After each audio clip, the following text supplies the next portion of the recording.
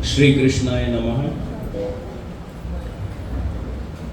पुष्टि मार्ग लक्षणानी के प्रथम सत्र के तीसरे और अंतिम दिवस में आप सभी सत्संग अनुरागी वैष्णवों का खूब खूब स्वागत है।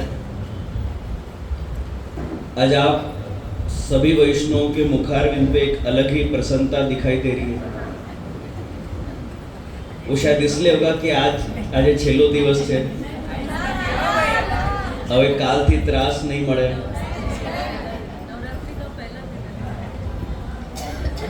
नवरात्रि का पहला दिन है, इसलिए प्रसन्नता है कि હવે ત્રાસ પૂરો થયો। તો બપોરે જમીને ને પછી તૈયાર થાઓ ને અહીંયા આવો, બપોરે ઊંઘવા નહીં મળે। હવે આખી રાતે ગરબા રમવાના છીએ આપણે તો નહીં, તમે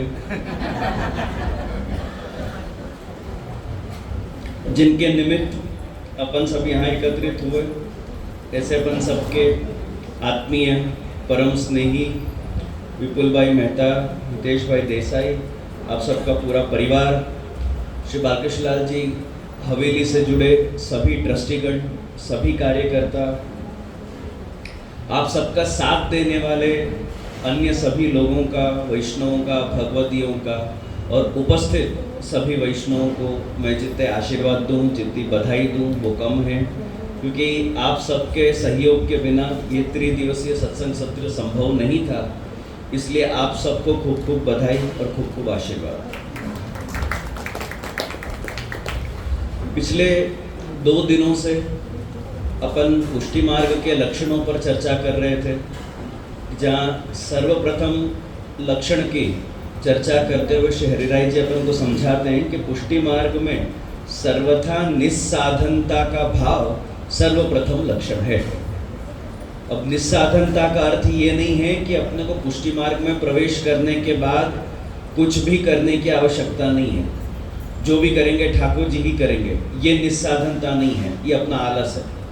निस्साधनता का मतलब है कि जो भी अपन से कार्य बनता हो, चाहे वो लौकिक हो, वैदिक हो, अलौकिक हो, कोई भी कार्य करते समय मन में यही भाव होना चाहिए कि अगर मैं ये कार्य कर पा रहा हूँ तो ठाकुर जी की कृपा से कर पा रहा हूँ, अगर ये कार्य हो रहा है तो ठाकुर जी की कृपा से हो रहा है।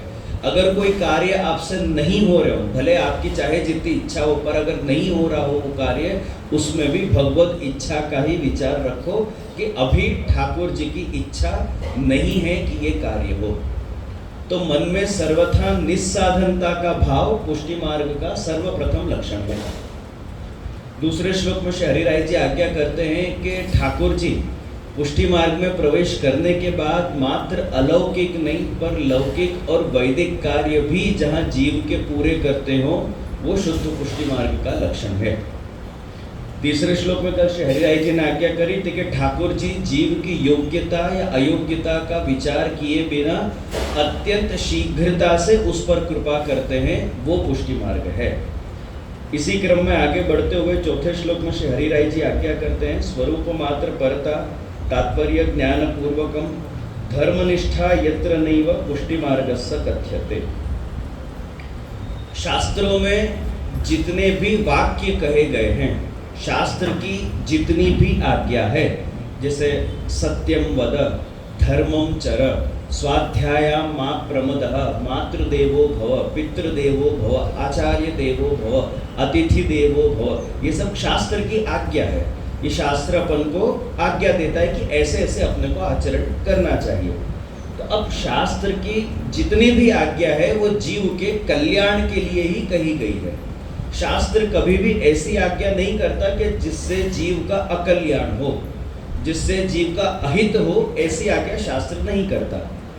पर भगवत प्राप्ति में अगर शास्त्र के वचन बाधक बनते हों, ऐसी परिस्थिति में शास्त्र का त्याग करके, धर्म का त्याग करके धर्मी में अपनी परायणता रखना, यह शुद्ध पुष्टि मार्ग का लक्षण है। ध्यान से समझना इस श्लोक को। यहाँ सबसे पहले तो अपन को 2 शब्दों को समझने की जरूरत है। एक है धर्म और दूसरा है धर्मी। धर्म यानी क्या?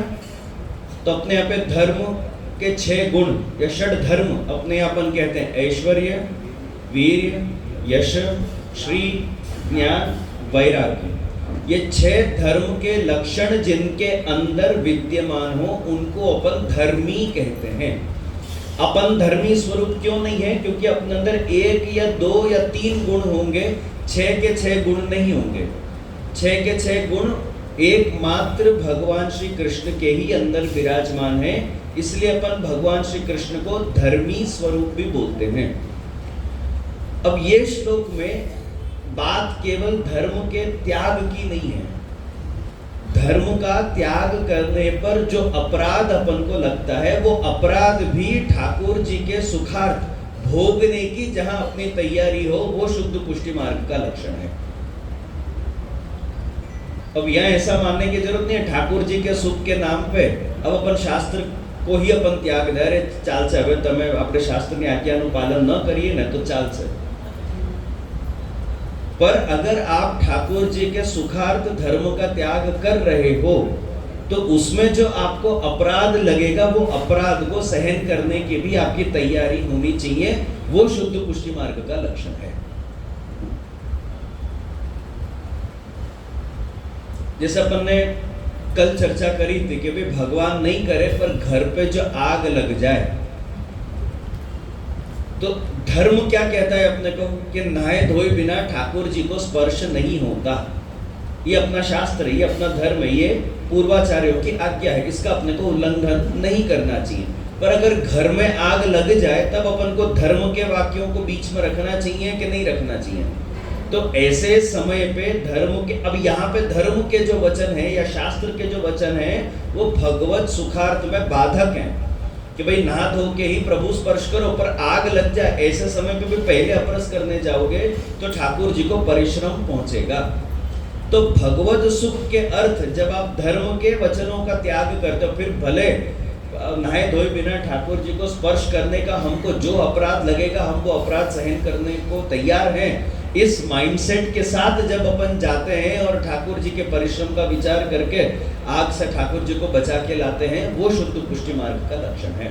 फिर भले अपराध लगेगा हम सहन कर लेंगे पर ठाकुर जी को परिश्रम पड़ने नहीं देंगे, ये पुष्टि मार्ग है। मर्यादा मार्ग में भगवत परिश्रम का विचार नहीं है, क्योंकि मर्यादा मार्ग में भगवान को परिश्रम होता भी नहीं है। भगवान ने परिश्रम था तो क्या संसार तो શું થશે? तो मर्यादा मार्ग में तो भगवान के परिश्रम का विचार ही नहीं, वहां भगवान परिश्रम उनको हो ही नहीं सकता है। ये जो चातुर्मास में अपने अपन अमुक वैदिक कार्य जो नहीं करते हैं उसमें भावना यही है कि भाई विष्णु जी योग निद्रा में है, पर योग निद्रा मतलब आप इस प्रकार से मत विचारो आप लोग दोपहर को खा पी के थोड़ी देर सो जाते हो ना, ऐसा नहीं है। योग निद्रा, भले अपन योग निद्रा जैसे शब्द का प्रयोग करें पर विष्णु जी के पॉइंट ऑफ व्यू से अगर आप विचार करो तो वो विष्णु जी खाली 1 सेकंड के लिए आपने आंख बंद करके फिर आपने आंख खोली है, उनका उतना ही टाइम गया है। आप भले घसघसाट तमे ઊંઘો બપોરે ભોજન પછી અથવા તો પ્રવચનમાં ઊંઘો, पर એવી ઘસઘસાટ ઊંઘ નથી લેતા विष्णु जी। ये चातुर्मास, ये 4 महीने में विष्णु जी खाली पलक झपक ले उतने में 4 महीने निकल जाता है। वो जो 1 सेकेंड या 1 सेकेंड से भी कम का टाइम जो पलक झपकने में लगता है उतना ही टाइम में अपने 4 महीने निकल जाते हैं। विष्णु जी ने खाली पलक झपकाया है। तो यहाँ कहने का तात्पर्य ये है कि शास्त्र के वचन अगर भगवत प्राप्ति में बाधक बनते हो, मर्यादा मार्गीय जीव शास्त्र के वचनों का उल्लंघन नहीं करेगा, लेकिन अगर वो एक शुद्ध पुष्टि मार्गीय जीव है और वो ये देख पा रहा है कि ये शास्त्र भगवत प्राप्ति में बाधक बन रहा है, तो वो शास्त्र के पर जाके प्रभु सुखार्थ वो कार्य करेगा, फिर भले वो उसका परिणाम भोग ले। ये शुद्ध पुष्टि मार्ग का लक्षण है, क्योंकि वहां पे उसने धर्म में परायणता नहीं रखी, धर्मी में अपनी परायणता रखी है। 200वां वैष्णव की वार्ता में एक प्रसंग आता है कि एक ब्राह्मण वैष्णव है, उसको ठाकुर जी के मंदिर में सोहिनी करनी होती है, पर सोहिनी के लिए उसके पास कोई पात्र कुछ नहीं होता, तो वो क्या करता है, अपनी जनोई तोड़ के ठाकुर जी के कक्ष में से वो कचरा निकालता है, सोहिनी करता है। अब जनोई तोड़ना इससे बड़ा ब्राह्मण के लिए और कोई अपराध नहीं हो सकता, लेकिन उस टाइम पे उसने ये विचार नहीं किया कि ब्राह्मण तरीके मेरे को अपराध लगेगा तो फिर मैं कैसे वो अपराध को झेलूंगा। नहीं, ठाकुर जी के कक्ष में कचरा नहीं हो सकता। तो फिर भले मेरे को अपराध लगे सो लगे, कम से कम ठाकुर जी तो सुख से विराजेंगे ना। मैं मेरे अपराध से बचने के लिए ठाकुर जी को कचरा के बीच में मैं विराजमान करके रखूं, पधरा के रखूं। तो सोहिनी करने के लिए वो अपनी जनोई तोड़ देता है और सोहिनी करता है। आपको मालूम है सोहिनी करते समय अपने मन में क्या भावना होनी चाहिए? सोहिनी के समय सोहिनी किस भाव से करी जाती है? श्री गोपीनाथ जी सेवा श्लोका में आज्ञा करते हैं कि मार्जनात् कृष्ण गेहस्य मनो विक्षेपकम रजः, कि ठाकुर जी के कक्ष में जब आप मार्जन करते हो, जब आप सोहिनी करते हो, मंदिर वस्त्र करते हो, तो सोहिनी मंदिर वस्त्र करते समय जब आप कचरा निकाल रहे हो तो साथ ही साथ आपके मन में रहे हुए कचरे को भी साफ करो।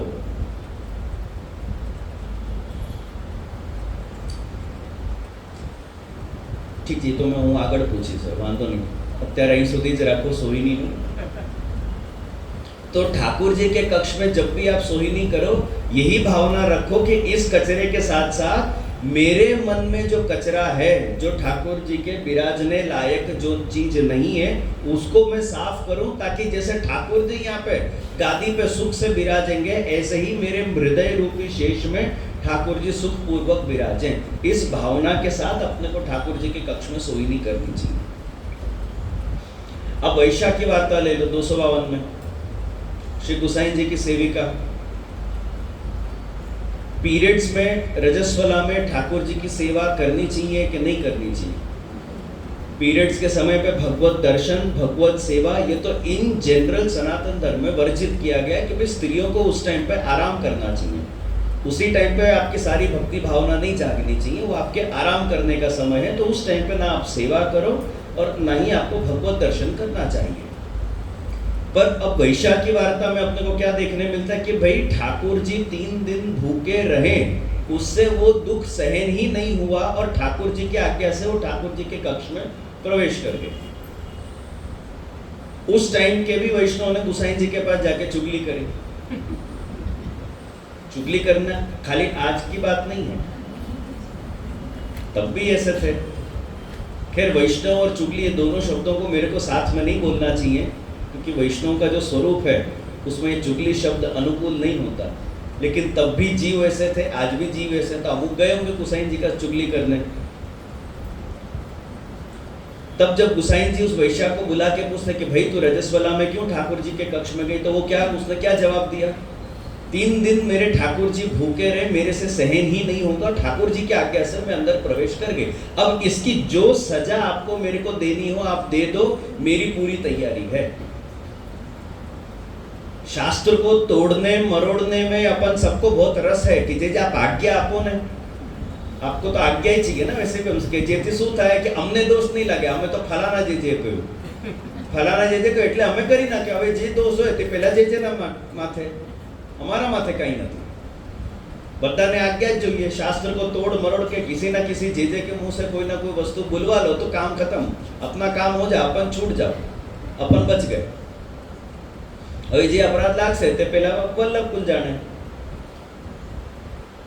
पर बात यहाँ केवल शास्त्र को तोड़ने मरोड़ने की नहीं है। जब आप शास्त्र को तोड़ मरोड़ के आप जब उसका उपयोग करो तो उस तोड़ने मरोड़ने में जो अपने को अपराध लगता है, उस अपराध को सहन करने का भी सामर्थ्य अपने अंदर होना चाहिए। और जो शुद्ध पुष्टि भक्त हैं वो भगवत सुखार्थ कितनी भी प्रकार के कष्ट भोगने पड़ जाए उनकी पूरी तैयारी रहती है। अगर मेरे कष्ट भोगने से ठाकुर जी को सुख होता हो तो कोई बात नहीं, हम सहन करने को तैयार। और इसी का प्रमाण अपने शास्त्रों में मिलता है। भागवत जी में प्रसंग आता है, आप लोगों ने शायद श्रवण किया होगा पहले भी। नारद जी हमेशा है ना विष्णु जी को जाके बोलते हैं, नारद जी मेरे से बड़ा आपका कोई भक्त नहीं होगा, मेरे से बड़ा आपका और कौन भक्त होगा? दिन भर में तो नारायण नारायण नारायण, मैं तो आप ही का नाम लेता रहता हूँ, मेरे से बड़ा आपका कोई भक्त ही नहीं होगा। अब ठाकुर जी ना अपने जैसा नहीं है। अब अपने आगे को ऐसा बोलेगा ना, अपन 1 सेकंड में उसकी बात काट देंगे। अपने को मुंह तोड़ जवाब देने में बहुत रस है कि सामने वाला इतना उछल रहा है, उसको काटो पहले।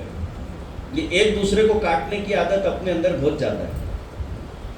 ठाकुर जी ऐसा नहीं करते। ठाकुर समय आएगा तब जवाब देंगे नारद जी को, अभी से काटने की क्या जरूरत है। एक दिन ठाकुर जी ने नाटक किया कि मेरे पेट में बहुत दुख रहा है, ठाकुर जी ने नाटक किया, सब जने दौड़ के आए ठाकुर जी का, अरे प्रभु आप કહો અમને, અમે શું કરીએ કે જેથી આપનો દુખાવો મટે?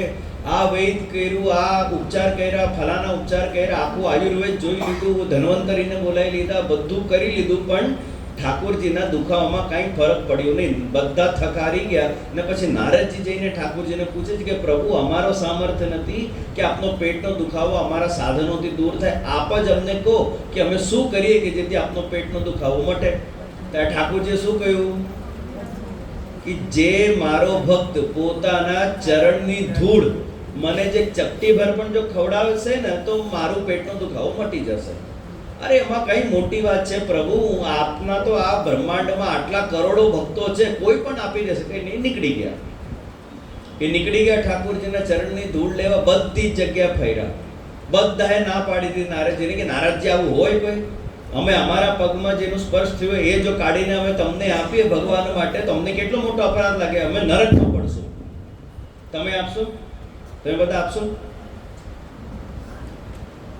તો નારદજી થક હારીને ભગવાન પાસે ગયા કે પ્રભુ આપના તો આટલા કરોડો ભક્તો છે, આપના માટે 56 ભોગ ધરવા તૈયાર છે, અન્નકૂટનો મનોરથ કરવા તૈયાર છે, દરેક જાતનો મનોરથ કરવા તૈયાર છે, પણ કોઈ પણ આપનો ભક્ત પોતાના ચરણની ધૂળ આપને આપવા માટે તૈયાર નથી.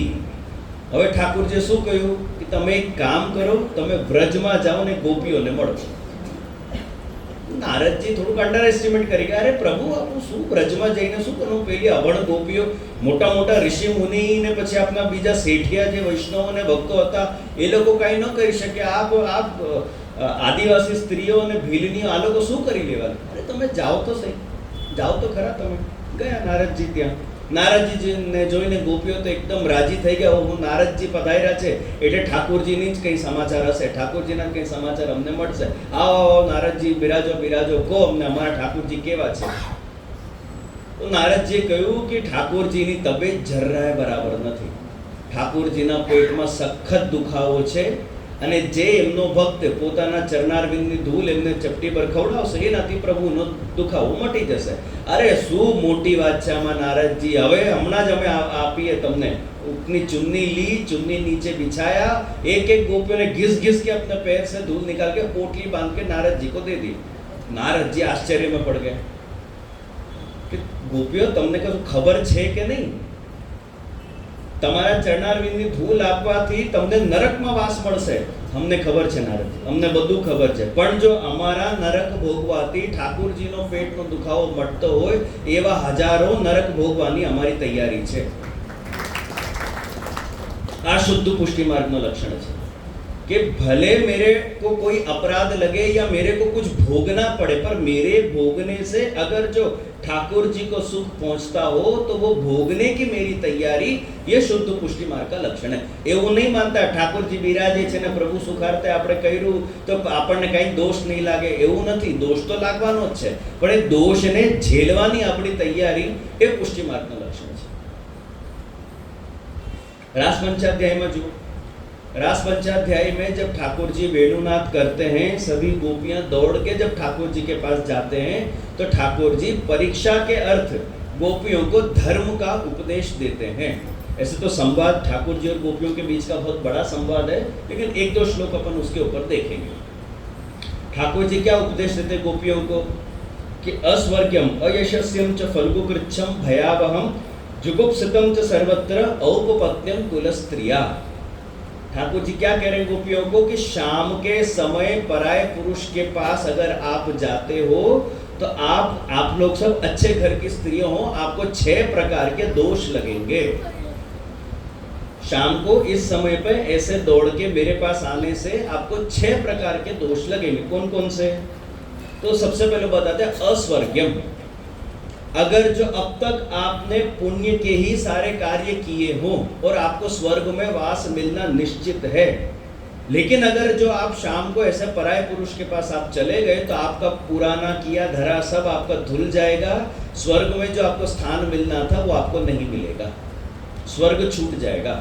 अस्वर्ग्यम. अयशस्यम. दुनिया के सामने जो भी आपकी रेपुटेशन है, जो भी आपकी इज्जत है, आबरू है, जो आपका यश है, उसका नाश हो जाएगा. आपका नाम समाज में खराब हो जाएगा। फल्गु कृच्छम, फल्गु कृच्छम यानी जब अपन इस, अब ये ना कॉलेज में या फिर आप लोग अपने कॉलेज के दिन याद करो, छुपके मिलने में एक आनंद है कि नहीं? चोरी छुपे मिलने में, किसी को कुछ पता नहीं चले और चोरी छुपे या छुपा के करने में एक आनंद है कि नहीं? तो ठाकुर जी क्या कह रहे कि ऐसे चोरी छुपे अभी तो आप लोगों को बहुत मजा आ रहा है, पर वो जो मजा है वो मजा बहुत लंबा नहीं टिकेगा। फल्गु कृच्छ में नहीं, उसका जो फल है, जो आनंद है, वो बहुत अल्प है। वो थोड़े टाइम तक आपको अच्छा लगेगा, एक्साइटिंग लगेगा, थोड़े टाइम के बाद फिर आपको घबराहट होगी। फिर लिखते भयावह, शुरुआत में तो आपको बहुत अच्छा लगेगा, अरे चोरी छुपके मिलना, और एक्साइटमेंट रहेगी, अरे मम्मी को कुछ बताया नहीं, पापा को कुछ बताया नहीं, कॉलेज बंक करके निकल गए, इधर उधर घूमने घामने निकल गए, बाइक लेके निकल गए, ये सब अपने को थोड़े टाइम में अच्छा लगेगा। फिर धीरे धीरे अपने अंदर जैसे जैसे समय जाएगा, अपने अंदर भय उत्पन्न होगा, उड़की तो नहीं, जैसे कोई जोई तो नहीं ले, इसलिए अब सब हेलमेट लगा के घूमते हैं या बुर्का में घूमेंगे कि जिसे कोई पहचाने नहीं, क्योंकि धीरे धीरे फिर वो भय में बदल जाता है कि अरे कोई देख लेगा तो, कोई पहचान लेगा तो, किसने देख लिया तो, कोई समझ, मेरे घर में कोई बता देगा तो, इस प्रकार से भय अपने अंदर उत्पन्न होता है। वैष्णव समाज से चुपके मैं अगर यहाँ पे जरा दहाड़ू में जाके मैं 4 कचौड़ी खा के आ जाऊं, किसी को पता नहीं चले, चुपचाप जाके 4 कचौड़ी खा के आ जाऊं, तो 1-2 दिन तो मेरे को बड़ा एक्साइटिंग लगेगा, ओहो मजा आ गया, आज तो कोई पहचाना ही नहीं मेरे को। फिर मैं और 5वें दिन, 6ठे दिन, 7वें दिन जो यही काम मैं करता रहूं, तो धीरे धीरे मन में एक भय उत्पन्न होगा, कोई ओळखी जैसे तो एक काम करूँ, तिलक मटाड़ीने जाऊँ, वो धोती बंडी बदलीने जाऊँ कि जेથી कोई ओळखे नहीं। तो फल्गु कृच्छम भयावह, फिर धीरे धीरे वो भय में बदल जाता है, इसलिए आप लोग यहाँ से वापस जाओ। फिर आगे लिखते हैं ठाकुर जी, आगे गोपियों की निंदनीय,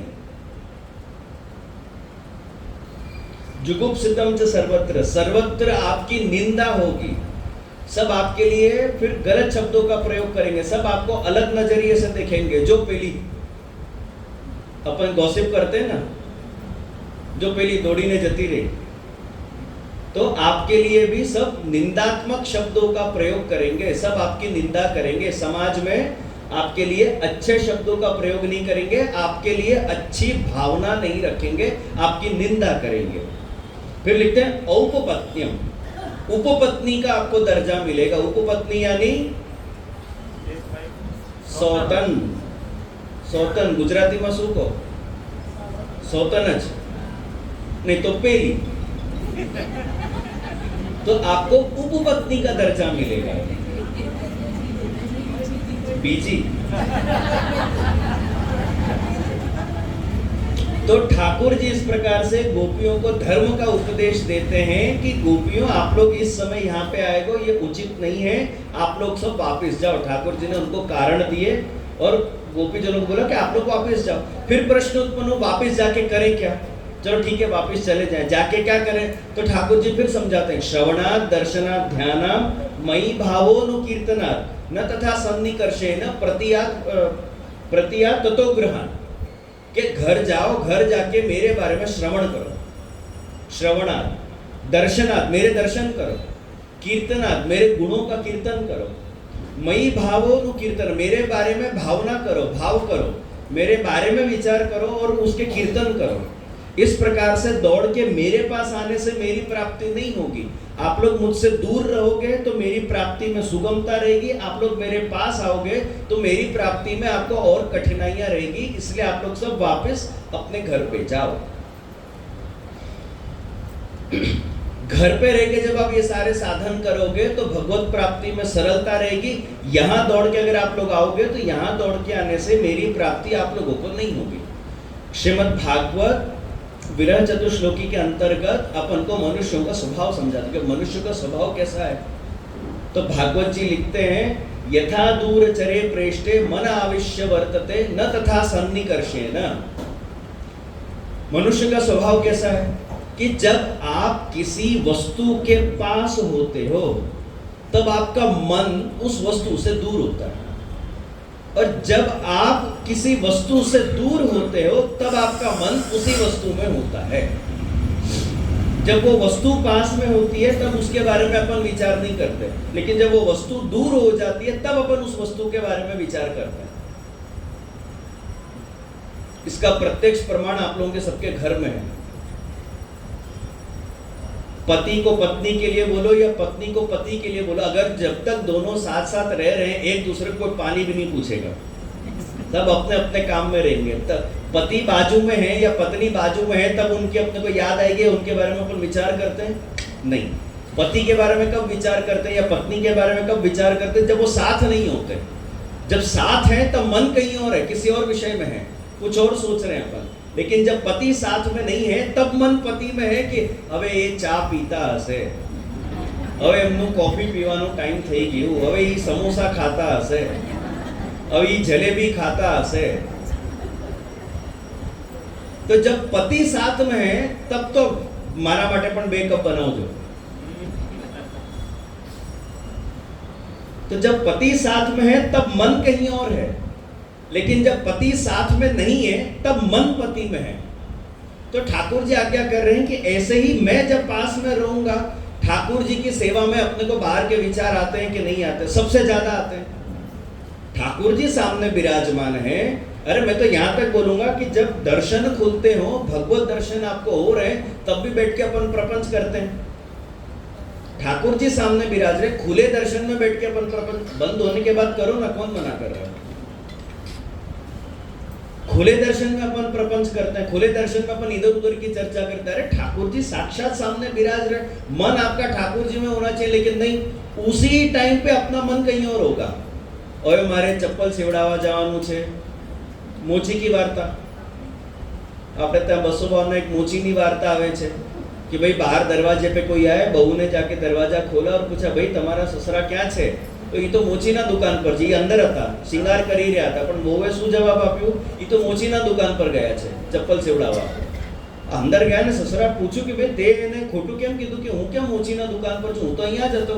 પણ તમે એ જ વિચારતા હતા ને કે શ્રृंगार કરીને મારે ચપ્પલ સેવડાવવા જવાનું છે। तो ठाकुर जी सन्मुख है पर मन कहीं और है। तो ठाकुर जी कह रहे कि तुम पहले कहीं और जाओ, तुम अपने घर जाओ तो मेरे में मन लगेगा।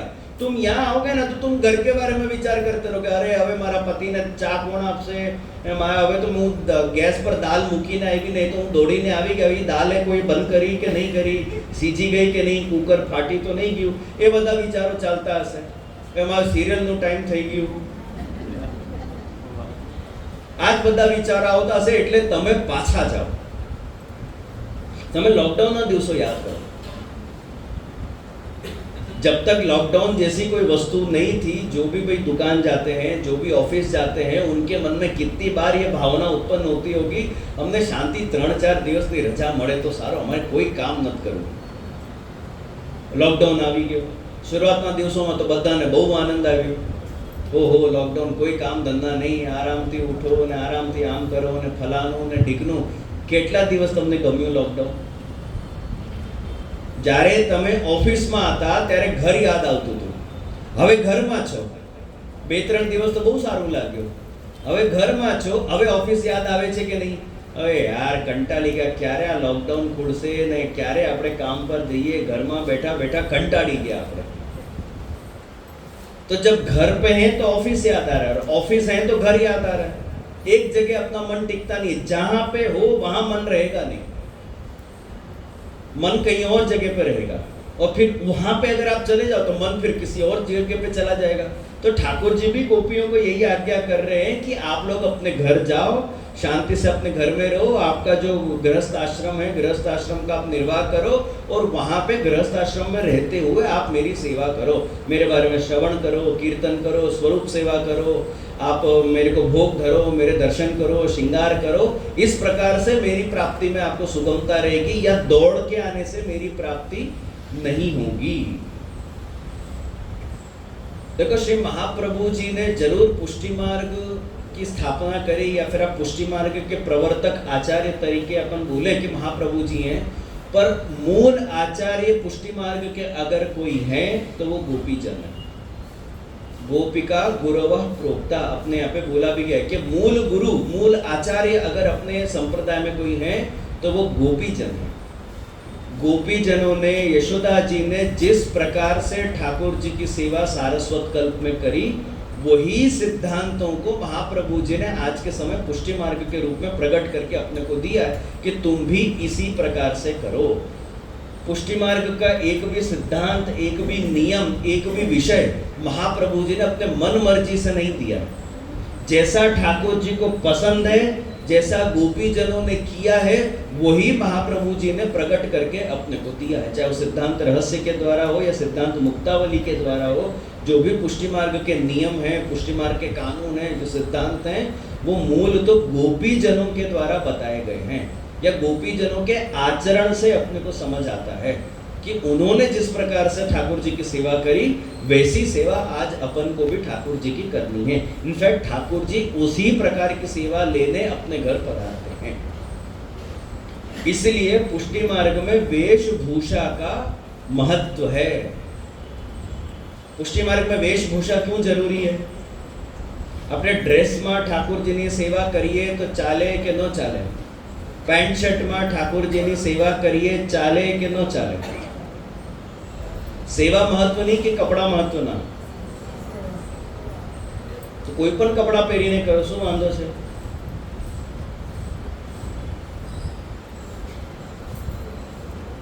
ભાવ નહીં આવે છે,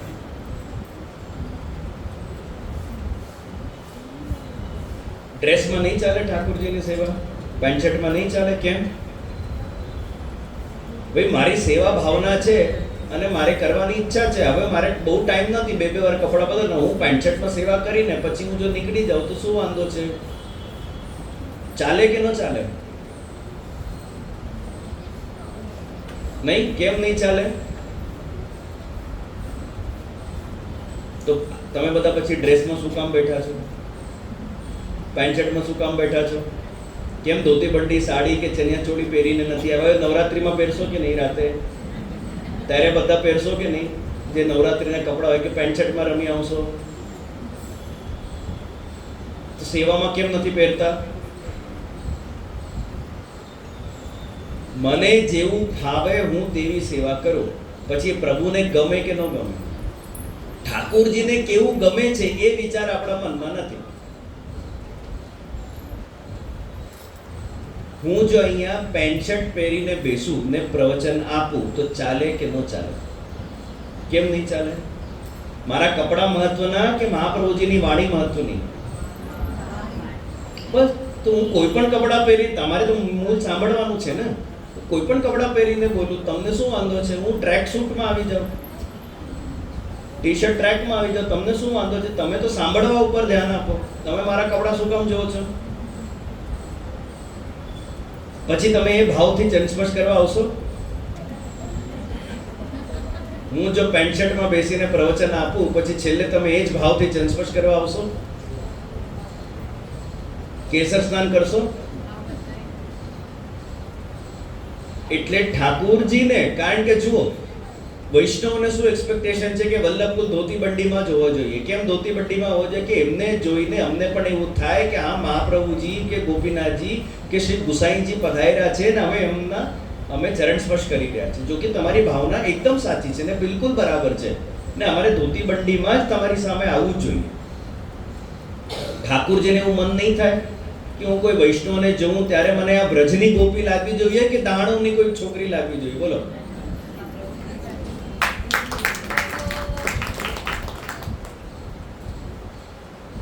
તમે જો ડ્રેસ પહેરીને ઠાકોરજી સન્મુખ જાઓ તો ઠાકોરજી વિચારમાં પડી જશે કે ભાઈ આ કઈ ગોપી છે, આ તો વ્રજની લાગતી નથી, આ તો અલગ જ કોઈ ગોપી છે, આ ક્યાંથી આવી?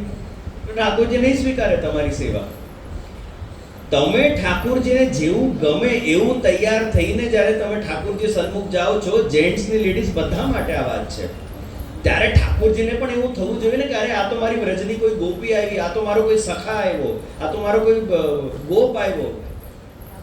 તો એટલે ઠાકોરજીને જેવું ગમે એટલે આપણે ઠાકોરજી માટે આપણે કપડાં બદલીએ છીએ, બાકી લૌકિકમાં કોઈ જરૂરિયાત નથી. ઠાકોરજી માટે એક એક કાર્ય તમે કરતા થાઓ. આજે ઠાકોરજી માટે કપડાં બદલવાની આપણી તૈયારી નથી. ઠાકોરજી માટે 2 વાર હાથ ખાસા કરવાની તૈયારી નથી. ઠાકોરજી માટે 1 વાર નહાવાની તૈયારી નથી. આ બધું તમે કોવિડમાં કરતા હતા. પણ આ બધું તમે કોવિડમાં કરતા હતા ને, બહાર જઈને એટલે એ કપડાને પાછું તમે પલાળતા હતા કે નહીં, ધોવા મૂકતા હતા કે નહીં મશીનમાં? ત્યારે તમે આ બધો વિચાર આવતો હતો? કારણ કે ત્યારે અરે જો ન કરીએ તો મરી જઈએ તો કોવિડમાં.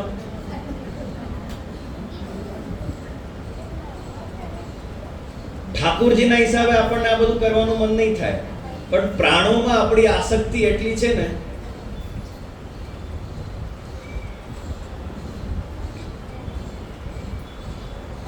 गोपियां ठाकुर जी को क्या जवाब देते हैं? ठाकुर जी जब गोपियों को धर्म का उपदेश दे रहे थे, तब गोपियों ने ठाकुर जी को क्या जवाब दिया? वैसे तो गोपियों का भी जवाब बहुत लंबा है, और उसमें से एक बहुत मजे की बात गोपियां ठाकुर जी को बोलते हैं, और वही सबसे मूल कारण है कि आज अपन गोपी नहीं है, आज अपना सामर्थ्य नहीं है जो गोपीजनों में था. गोपीजन क्या कहते हैं ठाकुर जी को? पादौ पदन्न चलत तव पादमूलात् याम कथम व्रजमथो करवाम किंवा. हे भगवान, आपसे विपरीत दिशा में जाने के लिए हमारे पैर उठने तो चाहिए. आप यहाँ विराज रहे हो और आप बोल रहे हो वापस जाओ. आपसे उल्टी दिशा में जाने के लिए हमारे पैर ही नहीं उठते. ठाकुर जी कोई बात नहीं, मैं कंधे पे उठा के तुमको ले जाता हूँ, वहां जाके छोड़ के आ जाऊंगा. तो फिर गोपियां क्या कह रहे हैं? हम वहां जाके करेंगे क्या? याम कथम व्रज मथो करवाम किंवा. अब हम चले भी गए तो वहां जाके हम क्या करेंगे? अब हमारा मन आप में आसक्त हो गया है, आपकी सेवा में आसक्त हो गया है. अब आप में आसक्ति होने के बाद अब हम दुनिया के काम के नहीं रहे हैं. जो कृष्ण के काम का है वो दुनिया के काम का नहीं रहता, और जो जीव अभी भी दुनिया के काम का है वो कृष्ण के किसी काम का नहीं.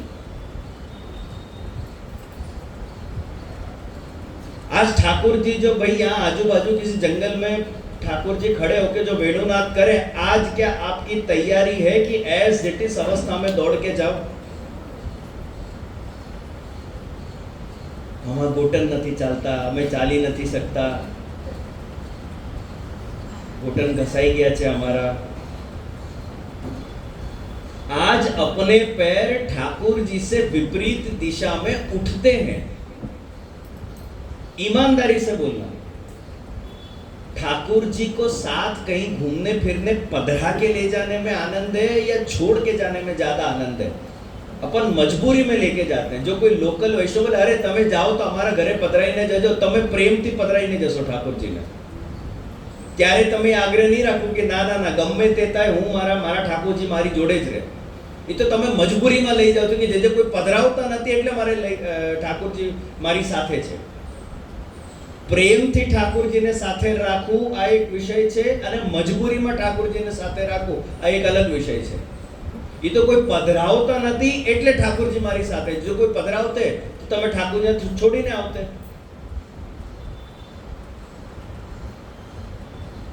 ભગવાન તરફ આપણા કદમ ઉઠે છે કે ભગવાનથી વિપરીત દિશામાં આપણા કદમ વધે છે આજના સમયમાં?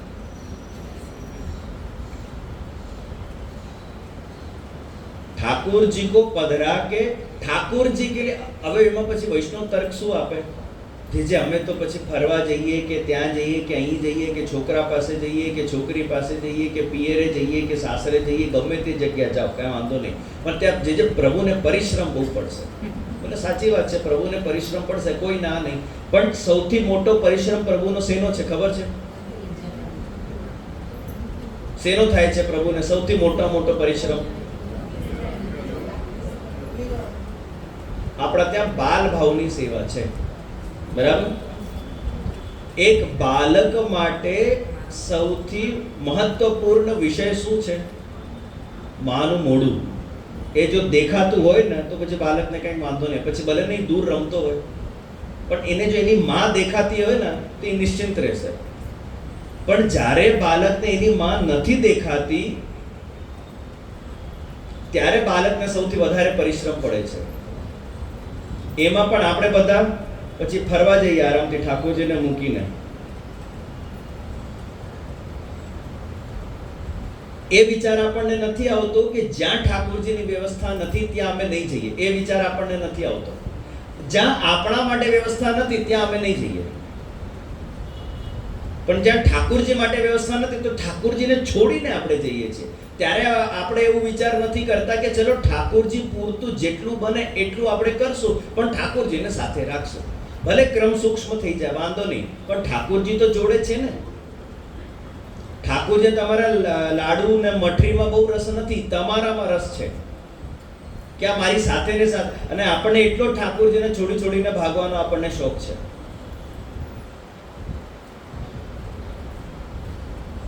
चार रोटी कम धरोगे तो ठाकुर जी को चलेगा, 2 कणिका मिश्री की धरोगे तो चलेगा, ठाकुर जी को खाली आप 1 कटोरी दूध धरोगे चलेगा, 1 केला धरोगे चलेगा, पर ठाकुर जी को साथ में रखो. प्रवास में भी जाओ, कहीं पे भी जाओ, घूमने जाओ, फिरने जाओ, ठाकुर जी को साथ रखो. और ऐसी ही जगह जाने का आग्रह रखो जहां आपके ठाकुर जी लायक व्यवस्था है. ऐसी जगह जाने का आग्रह मत रखो जहां ठाकुर जी लायक व्यवस्था नहीं है. अथवा तो व्यवस्था का आग्रह रखो कि बेसिक तो कम से कम मेरी सेवा निभ जाए. मैं कोई अष्टयाम सेवा की बात नहीं कर रहा हूं. कम से कम थोड़ा बहुत तो ठाकुर जी लायक वहां पे निभे.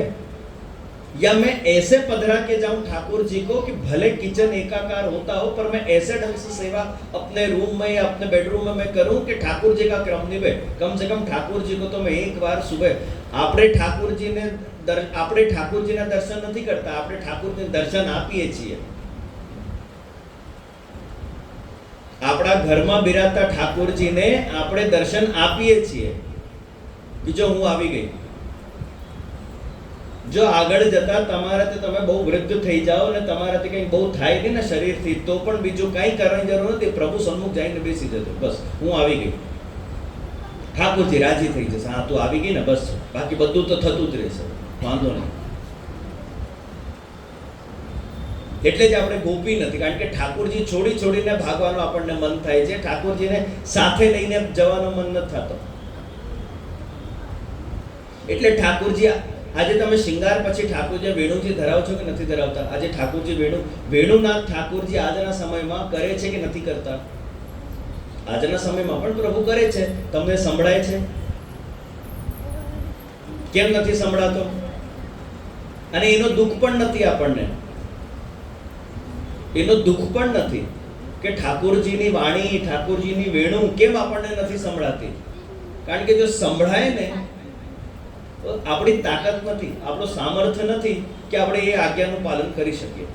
એટલે તો પ્રભુ બોલતા પણ નથી આપણી જોડે. ઠાકોરજી બહુ કૃપા કરે છે આપણા ઉપર કે નથી બોલતા? જો ઠાકોરજી બોલે ને આપણી જોડે, આપણાથી કાંઈ નહીં થાય.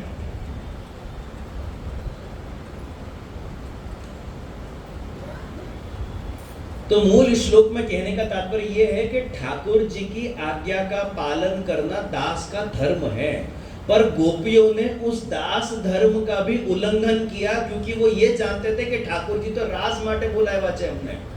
ઠાકોરજી કોઈ મોકલવા માટે અમને નથી બોલાવ્યા. ઠાકોરજીની તો ઈચ્છા છે કે ના મારે આની જોડે રાસ કરવો છે, એટલે તો ઠાકોરજીએ બોલાવ્યા. તો ધર્મમાં અગર ધર્મ બાધક બનતો હોય ભગવત પ્રાપ્તિમાં, તો એવા ધર્મનું ઉલ્લંઘન કરીને ધર્મીમાં જ્યારે જીવ પોતાની પરાયણતા રાખે છે એને શુદ્ધ પુષ્ટિ માર્ગ કહેવાય. भगवत प्राप्ति में अगर धर्म बाधक हो तो ऐसे धर्म का त्याग करके धर्मी स्वरूप में अपनी परायणता रखना, ये शुद्ध पुष्टि मार्ग का लक्षण है. 5वें श्लोक में श्री हरिराय जी आज्ञा करते हैं, यत्र प्रभुकृतो नैव गुणदोष विचारणम तत्कृतो उत्तमत्वज्ञा पुष्टि मार्गस्य कथ्यते.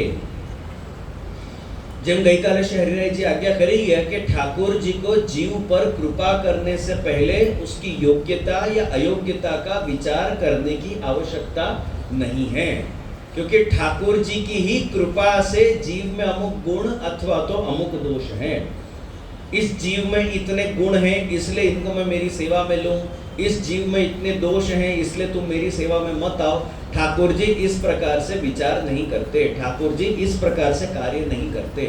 ठाकुर जी को जब जिससे जैसी सेवा लेनी होती है ठाकुर जी उस पर कृपा करके उससे सेवा स्वीकार लेते हैं. उसकी योग्यता या अयोग्यता का विचार ठाकुर जी नहीं करते हैं. क्योंकि ठाकुर जी की इच्छा से जीव में सारे गुण और दोष हैं।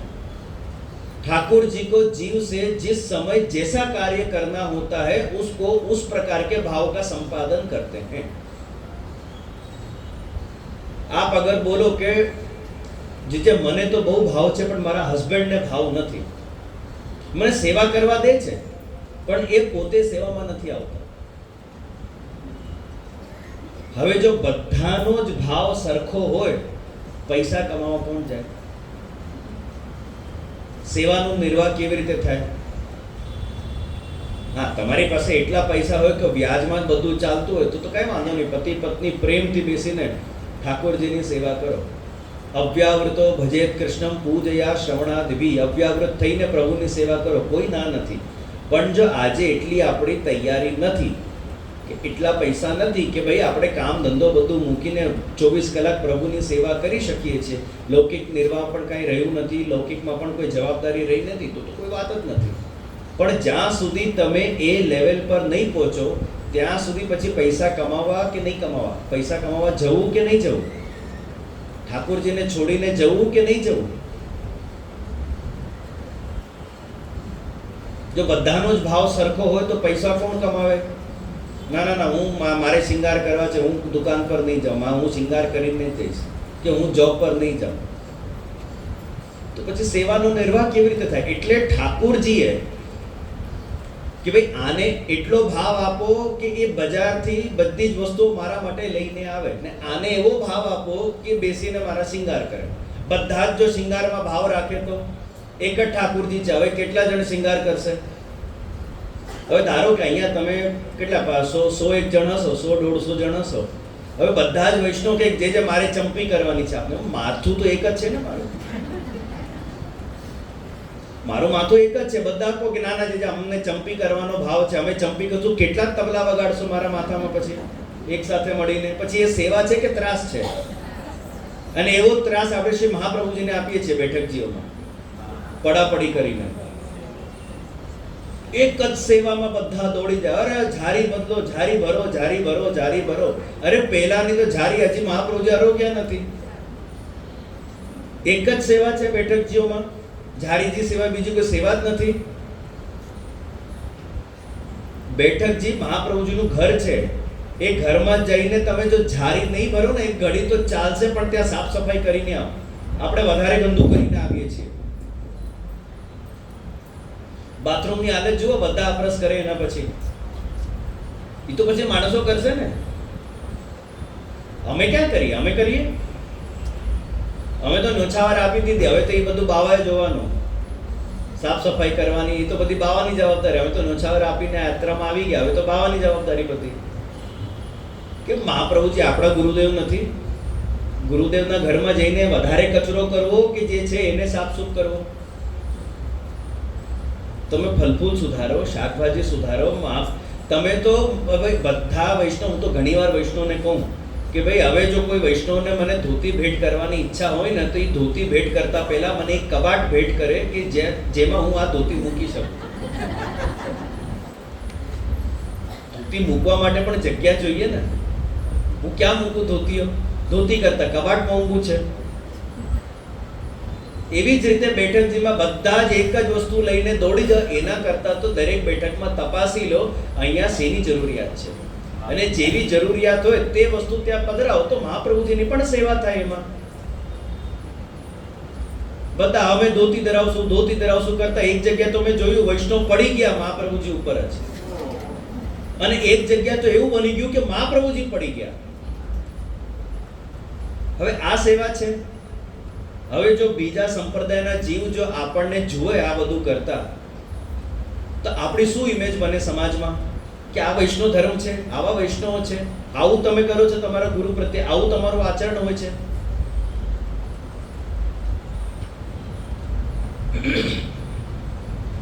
तो कहने का मतलब ये कि ठाकुर जी अमुक लीला करने के लिए जीव में अमुक गुण अथवा तो अमुक दोषों का संपादन करते हैं। अपने अंदर अगर कोई वस्तु का गुण है या अथवा तो अपने अंदर किसी प्रकार का दोष है, तो वो ठाकुर जी की ही इच्छा से है। ठाकुर जी कृपा से अपने अंदर 4 गुण हैं और ठाकुर जी की इच्छा से अपने अंदर 4 दोष हैं। और इसी के आधार पर मैं वैष्णव को हमेशा बोलता हूं कि इसी कारण से अपन को कभी भी किसी भी वल्लभ कुल की निंदा में नहीं पड़ना चाहिए। मैं आपकी बात बिल्कुल स्वीकारता हूं कि भाई अमुक अमुक बाल के भले आपको अगर उनमें दोष दिखते हो वहां से आप सरक जाओ, मुखरता दोष में मत पड़ो। अब उस वल्लभ कुल के बालक में अगर अमुक गुण है तो कहां से आए, उस वल्लभ कुल के बालक में अमुक दोष है तो कहां से आए, कौन लेकर आया, किन्ने उनको वो दोष दिए। आप लोग, अभी मैं आप लोगों से सबसे उम्र में छोटा हूं, आप लोग क्यों मेरे चरण स्पर्श करते हो? बेटी जी सबसे छोटे हैं, आप लोग बेटी जी के चरण स्पर्श करते हो, क्यों करते हो आप लोग? आप लोग व्यक्ति के चरण स्पर्श कर रहे हो, उस व्यक्ति में विराजमान जो श्री महाप्रभु जी का अंश है, आप उनके चरण स्पर्श करते हो। ठीक उसी प्रकार से जब आप 4 गाली दोगे तो आप किसको दे रहे हो?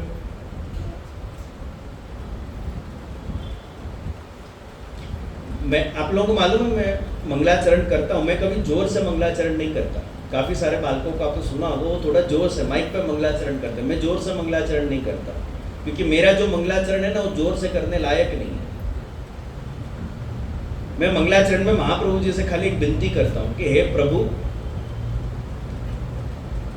मेरी खुद की, विशाल बाबा की स्वतंत्र कोई मेरी ऐसी इज्जत नहीं है जो जाएगी। जो भी इज्जत है श्री महाप्रभु जी के, श्री वल्लभाचार्य जी की है। तो यहाँ पे आप मुझ पे ऐसी प्रेरणा करना कि आपके इज्जत का रक्षण हो जाए, आपकी लाज रहे, आप ऐसी प्रेरणा करना। बाकी मेरी इज्जत है जो बाबा क्यों बोला, तो मेरी खुद की स्वतंत्र कोई इज्जत ही नहीं है तो जाएगी, मेरी इज्जत क्या जाएगी, कोई हो तो जाएगी ना। पर जो भी इज्जत है और जो भी इज्जत आज मुझे मिल रही है वो मेरे कारण नहीं मिल रही है, व्यक्ति को नहीं मिल रही है, मेरे में विराजमान जो श्री महाप्रभु जी का अंश है उस कारण से हमको जो मर्यादा मिल रही है, तो उस मर्यादा को ध्यान में रखते हुए अपने को वर्तन करना चाहिए, चाहे वो मैं हूं चाहे वो आप हो।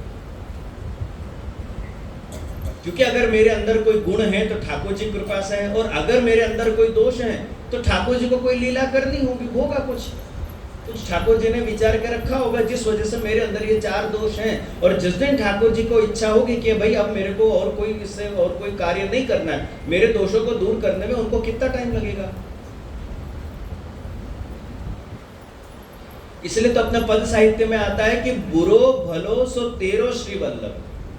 हम बुरे हैं या चाहे हम भले हैं, हम अच्छे हों या हम बुरे हों, हम जैसे भी हैं हम श्री महाप्रभु जी के हैं। अब आप जैसे रखोगे वैसे, जैसे हो तिहारो श्री वल्लभ। कृष्ण तवास्मि न चास्मि परस्य, मैं सिर्फ और सिर्फ आपका हूं, किसी और का नहीं हूं। अब आपको जैसे रखना हो आप रखो, आप मेरे को अच्छे में रखना है तो आप अच्छे में रखो, आपको बुरे में रखना है आप बुरे में रखो, जैसे रखना है रखो, मैं आपका हूं।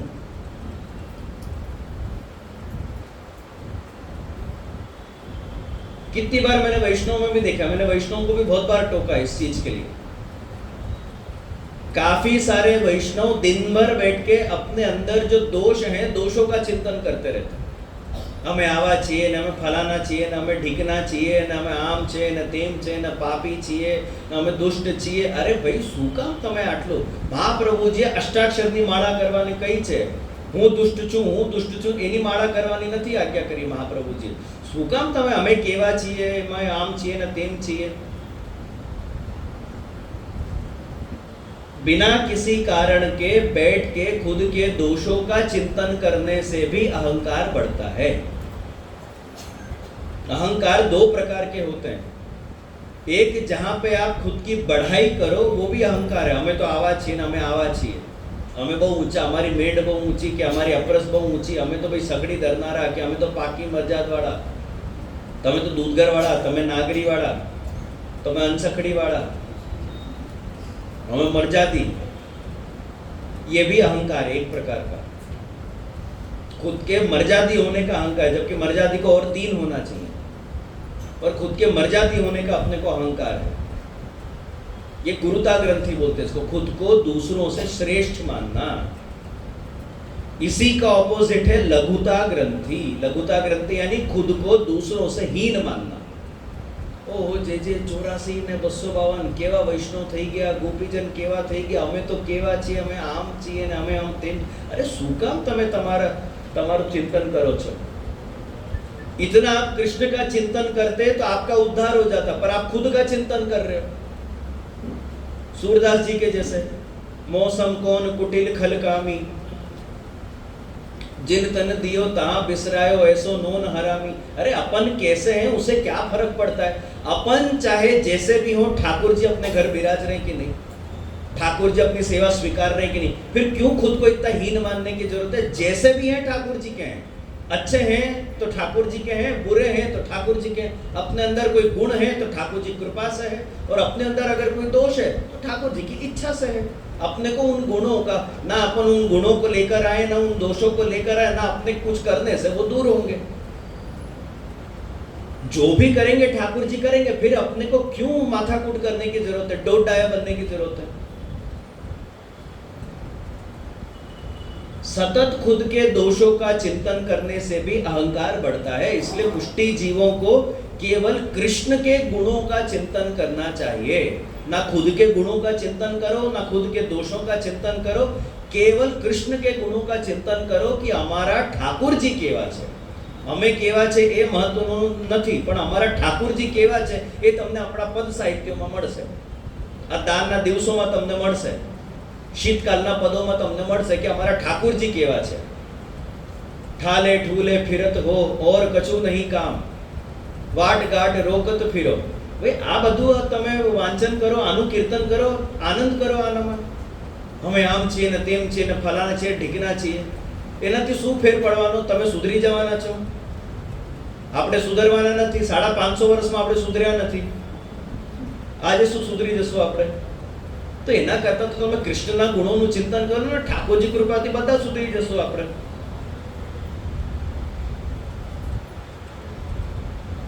आगे श्री हरिराय जी लिखते हैं, तत्कृतौ उत्तमत्वज्ञा. ठाकुर जी को जीव पे कृपा करने से पहले उसके गुण और दोषों का विचार करने की आवश्यकता नहीं रहती. लेकिन जब ठाकुर जी जीव पर कृपा करते हैं तब हरिराय जी वहां पे लिखते हैं कि तत्कृतौ उत्तमत्वज्ञा. अच्छा, मारे 2-4 प्रश्न पूछवा છે. તમે બધા ભાગવતજી સાંભળવામાં એક્સપર્ટ છો, ઘણી ભાગવતજીઓ સાંભળી ગયા છો. હવે મને જવાબ આપજો. ઠાકોરજીના ચરિત્રમાં આવે છે કે ઠાકોરજી જોર જોરથી રડ્યા. આ ઠાકોરજીની લીલા ઉત્તમ કે હીન? એટલે ઉત્તમ માનવી કે હીન માનવી? અરે ભગવાન રડે છે, ઠાકોરજી રડ્યા. બોલો એને શું માનવું? એને ઉત્તમ માનવું કે હીન માનવું? अब वो उत्तम लीला છે કે हीन છે કે અધમ છે? अच्छा, ठाकुर जी नी गौचारण लीला उत्तम के रास लीला उत्तम? गौचारण. ठाकुर जी नी माखन चोरी लीला उत्तम के दान लीला उत्तम?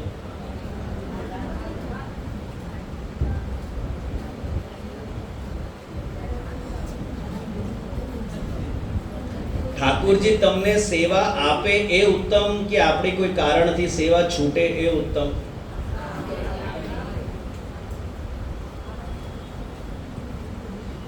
સૂતક કેટલા દિવસ પાળવાનો? દિવસ કે રાત્રિ?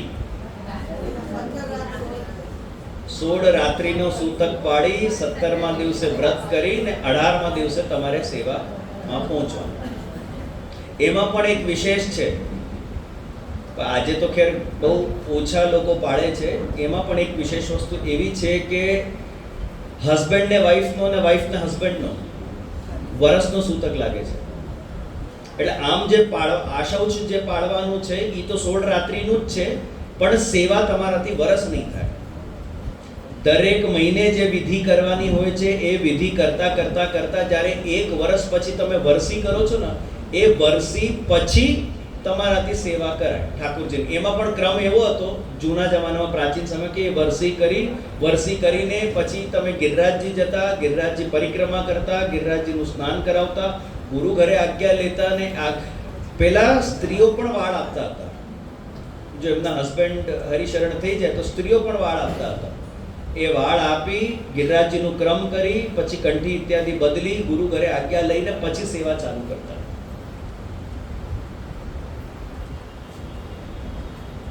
તો આપણને સૂતક આવ્યું કે આપણને પિંડરું આવ્યું ને આપણી સેવા છૂટી એ ઉત્તમ કે આપણને સેવા મળી એ ઉત્તમ? તો શ્રી હરિરાયજી આજ્ઞા કરે છે કે જે શુદ્ધ પુષ્ટિ જીવ છે એ ઠાકોરજીની દરેક કૃતિ દરેક લીલામાં ઉત્તમ ભાવ રાખે છે. જો તમે આવું માનો કે આ ઠાકોરજીની લીલા ઉત્તમ, આ એટલી, એક લીલાને જ્યારે તમે ઉત્તમ કહો, ભલે બીજી લીલાને તમે અધમ ન કહ્યું હોય, પણ એટલા અર્થમાં તો નક્કી થઈ ગયું કે આ લીલા આના કરતા વધારે શ્રેષ્ઠ છે. અચ્છા, ઠાકોરજી કયા શૃંગારમાં સૌથી સુંદર લાગે? પાકચંદ્રિકા, મુકુટ કાચની, ટીપારા, ઉલેજોડ, સહેરા, કતરા, કેટલા બધા શૃંગાર છે આપણા ત્યાં. ઠાકોરજી કયા શૃંગારમાં સૌથી સુંદર લાગે? સહેરામાં. તો જ્યારે તમે કહો કે ઠાકોરજી સહેરામાં બહુ સુંદર લાગે છે, ઠાકોરજી મુગટમાં બહુ સુંદર લાગે છે, એનો ઓપોઝિટ શું બને છે કે બીજા બધા શૃંગારમાં થોડાક ઓછા સુંદર લાગે છે. અને આ ભાવના આ શુદ્ધ પુષ્ટિ માર્ગના લક્ષણથી વિરુદ્ધ છે.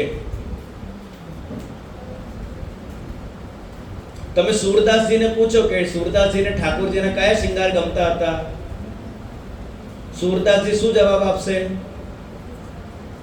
દેખ્યોરી હરિનંગ મનંગા જનસુત ભૂષણ અંગ બિરાજત વસનહીન છબી ઉઠત તરંગા. શૃંગારથી ઠાકોરજી સુંદર લાગે છે કે શૃંગાર ઠાકોરજી પર ચડીને વધારે શોભાયમાન દેખાય છે? શૃંગારથી ઠાકોરજીની સુંદરતા છે? ઠાકોર તો શૃંગાર વગર પણ સુંદર છે. તો જે શુદ્ધ પુષ્ટિ માર્ગે જીવ હશે એના મનમાં ક્યારે પણ આ ઉત્તમતા અને અધમતાનો ભાવ નહીં આવે કે અરે આ ઠાકોરજીએ બહુ સારું કર્યું, અરે આ ઠાકોરજીએ બરાબર ન કર્યું. જો આ ભાવ તમારા મનમાં આવી ગયું તો એટલે નક્કી વાત છે કે હજી તમારી અંદર કચાશ છે, હજી તમે શુદ્ધ પુષ્ટિ માર્ગે બન્યા નથી. પુષ્ટિ માર્ગે તો છો પણ હજી શુદ્ધ થયા નથી. કારણ કે તમે હીન ભાવના રાખો છો કે ઠાકોરજીની આ લીલા ઉત્તમ નહીં. આ લીલા ઉત્તમ એટલે ઓટોમેટિક આ લીલા એટલી ઓછી ઉત્તમ. મેં કહ્યું ને, તમે બધા ભાગવતજીમાં એક્સપર્ટ છો. સૌથી વધારે ગર્દી ભાગવત સપ્તાહમાં કયા દિવસે હોય છે? નંદ મહોત્સવમાં. કેમ? કેમ?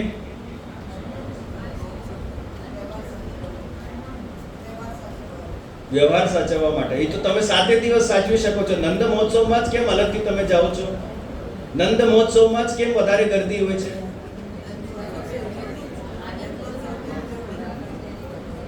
જો તમે માનો કે અરે આ તો ઠાકોરજીનું પ્રાગટ્ય, બરાબર, એના પહેલા કોનું પ્રાગટ્ય હતું? નરસિંહ તરીકે, વામન તરીકે, રામચંદ્રજી તરીકે કોનું પ્રાગટ્ય છે? એ જ ભગવાનનું પ્રાગટ્ય છે. આ જે ભેદ બુદ્ધિ છે આ જ તમારી અંદર દોષોને ઉત્પન્ન કરે છે. આ જ તમારો ભાવને દ્રઢ થવા દેતી નથી. આ ભેદ બુદ્ધિ જ તમને રોકે છે માર્ગમાં આગળ વધવાથી. અરે ભેદ બુદ્ધિ ત્યાં સુધી છે આપણી અંદર. કયા બાળક આવે છે ને એના ઉપરથી નક્કી થશે. અમુક બાળકો પધારે, અમુક ગ્રુપ એક્ટિવ થઈ જાય, બાકી બધા શું થાય? તો એમનું ગુરુ ઘર છે ને એ લોકો કરશે. કેમ દરેક ગોસ્વામી બાળક માટે આખો સમાજ કેમ એક્ટિવ નથી થઈ શકતો? અમુક બાળકો આવે તો અમુક વૈષ્ણવ એક્ટિવ થાય, અમુક બાળકો આવે તો અમુક વૈષ્ણવ એક્ટિવ થાય. એમાં પણ પાછા મેં જોયું છે ગાડીઓના પણ ભેદ છે.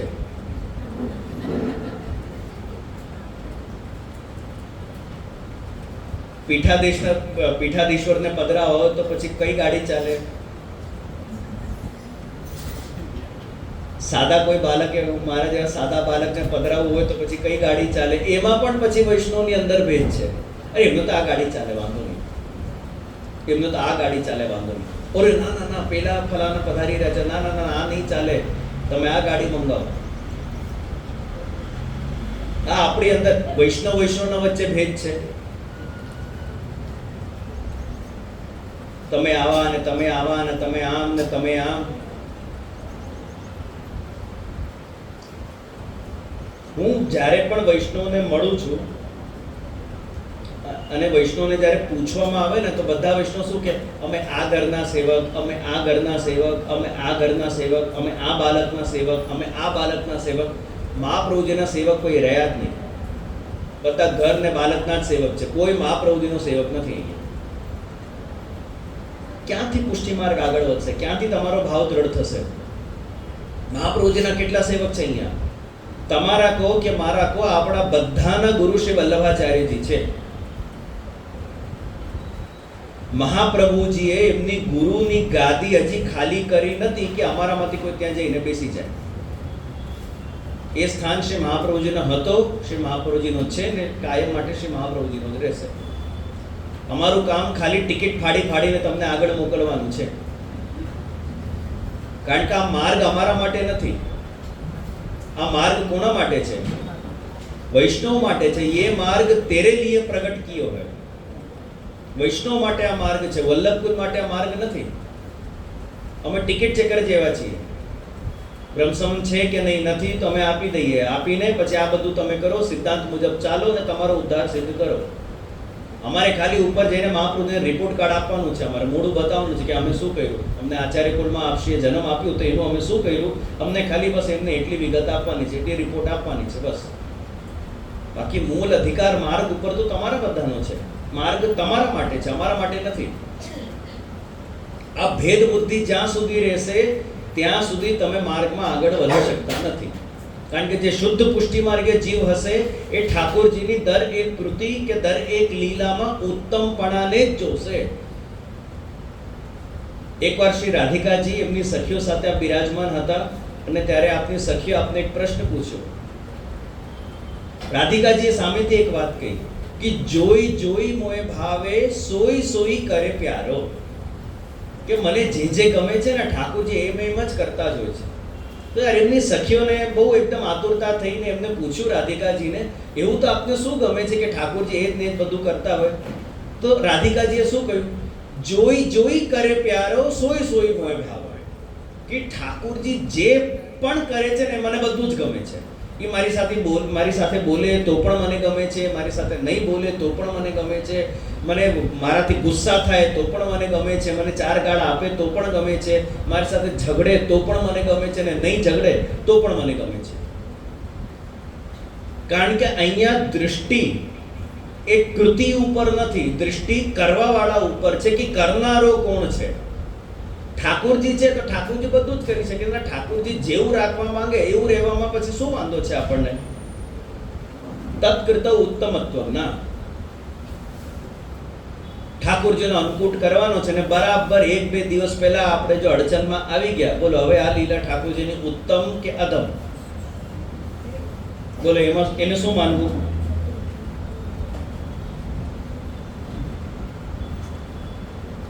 તાપ હોવું જોઈએ. સેવા છૂટી એનો તાપ હોવો જોઈએ. એનો મતલબ એ નહીં કે તમે ઠાકોરજી કહો કે આ તમે બહુ ખોટું કર્યું, આ તમારે નહીં કરવું જોઈએ. કેમ તમે આવું કર્યું? અરે શું ઠાકોરજીને ખબર નથી ક્યારે શું કરવું ને શું નહીં કરવું? તાપ રાખો કે હા મારી સેવા છૂટી, મારી ઉત્સવની સેવા છૂટી, એનો તાપ ચોક્કસ હોવો જોઈએ વૈષ્ણવમાં. પણ એનો મતલબ એ નહીં કે તમે ઠાકોરજીમાં દોષ જોતા થઈ જાઓ કે આ ઠાકોરજી બરાબર નથી કર્યું, આ ખોટું કર્યું ઠાકોરજીએ. અને આ જ વાતને શ્રી મહાપ્રભુજી બીજા શબ્દોમાં નવરત્નમાં આપણને સમજાવે છે કે લોકે સ્વાસ્થ્યમ તથા વેદે હરિસ્તુ ન કરિષ્યતિ पुष्टि मार्गे स्थितो यस्मात् साक्षिणो भवता खिला. श्री गोसाई जी टीका में आज्ञा करते हैं कि लोक में और वेद में जीव के चित्त की स्वस्थता वो ठाकुर जी को पसंद नहीं है. લૌકિકમાં હું ઘણીવાર મારા પ્રવચનોમાં કહું, આ ખાસ કરીને વહુઓ માટે છે. તમને બહુ પ્રેમાળું સાસરો મળે એ કૃપા કે તમને ક્લેશ વાળું સાસરો મળે એ કૃપા? ક્લેશી સસુરાલ મળે એ કૃપા કે બહુ પ્રેમાળું સસુરાલ મળે એ કૃપા? તો પછી આસક્તિ તમારી સસુરાલના લોકોમાં હશે કે ઠાકોરજીમાં હશે? બહુ પ્રેમાળું મળે તો તમે સાસુનો ચિંતન વધારે કરશો કે કૃષ્ણ ચિંતન વધારે કરશો? જો તમને બહુ ક્લેશી સાસરો મળે ને એ ઠાકોરજીની પરમ કૃપા છે. કારણ કે હવે તમારી આસક્તિ છે ને આ ઘરના લોકોમાં રહેવાની નથી. ઠાકોરજી સિવાય કોઈનામાં હવે તમારી આસક્તિ નહીં રહે. જે છે તે બધું ઠાકોરજી જ છે.